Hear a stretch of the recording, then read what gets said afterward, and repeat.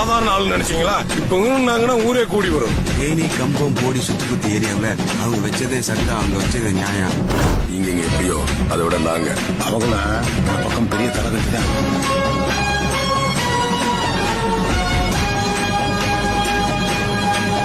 காசு எதிர்த்து நிக்கிறதுக்கும் செய்யறதுக்கும் இங்க யாருக்கும் தெரியும் கிடையாது. இங்க அவன் வச்சதான் சட்டம், அவன் சொன்னதான் நியாயம்.